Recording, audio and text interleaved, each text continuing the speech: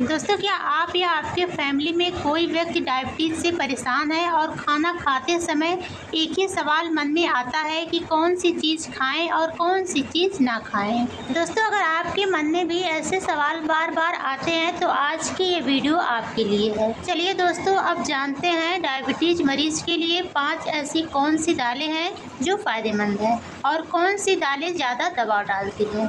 दोस्तों, सबसे पहले यह समझते हैं कि डायबिटीज़ में दालों का महत्व इतना अधिक क्यों माना गया है।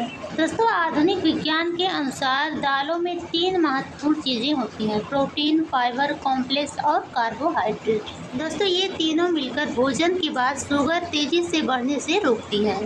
दोस्तों, जब आप चावल, मिठाई या मैदे से बनी चीज़ें खाते हैं तो शुगर तेज़ी से बढ़ती है, लेकिन दालों में मौजूद फाइबर और प्रोटीन भोजन के पचने को धीमा कर देते हैं, जिससे कि दोस्तों ग्लूकोज धीरे धीरे रक्त में प्रवेश करता है।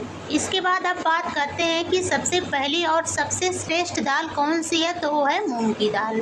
दोस्तों, मूंग को सबसे हल्की दाल माना गया है। यह पेट पर भार नहीं डालती, ब्लड शुगर को तेज़ी से नहीं बढ़ाती है और शरीर को ऊर्जा भी देती है। दोस्तों, मूंग की दाल में भरपूर मात्रा में प्रोटीन, फाइबर, मैग्नीशियम और पोटेशियम मौजूद होते हैं। इसके बाद अब जान लेते हैं कि इसका सेवन कैसे करना है। तो आप मूंग दाल को अंकुरित करके खा सकते हैं, मूंग दाल की खिचड़ी खा सकते हैं, मूंग दाल का सूप यूज कर सकते हैं और मूंग दाल का चीला भी ले सकते हैं। इसके बाद अब बात करते हैं दूसरी दाल की, तो वो है चना दाल, जो शुगर को कंट्रोल करता है और पेट को भी साफ करता है। दोस्तों, यह धीरे धीरे पचती है और लंबे समय तक पेट भरा हुआ महसूस कराती है, जिससे बार बार भूख नहीं लगती है। और यही चीज़ दोस्तों डायबिटीज़ में बहुत महत्व रखती है, क्योंकि बार बार भूख लगने से शुगर कंट्रोल में रखना मुश्किल हो जाता है। दोस्तों, चना दाल में मौजूद फाइबर आंतों की सफाई करता है और कब्ज कम करता है, आंतों के अच्छे बैक्टीरिया को बढ़ावा देता है। तो आयुर्वेद में कहा गया है कि जब पाचन अच्छा होता है तभी शरीर स्वस्थ रहता है। दोस्तों, चना दाल के कुछ और ख़ास फायदे हैं, जैसे कि यह वजन को नियंत्रित रखता है, कब्ज में भी राहत देता है, लंबे समय तक ऊर्जा देता है, कोलेस्ट्रॉल को यह कंट्रोल करता है। तो आप चना के दाल का बेसन चीला या फिर सत्तू बनाकर सेवन कर सकते हैं। इसके बाद अब बात करते हैं तीसरी दाल की, तो वो है मसूर की दाल। दोस्तों, मसूर की दाल हमारे दिल के लिए बहुत अच्छी है और डायबिटीज़ वालों के लिए भी अच्छी है। तो इसमें मौजूद आयरन, फोलेट, फाइबर अच्छी मात्रा में होता है। डायबिटीज़ के मरीजों में हृदय रोग का खतरा सामान्य लोगों से अधिक होता है। मसूर की दाल दिल को स्वस्थ रखने में भी हेल्प करती है।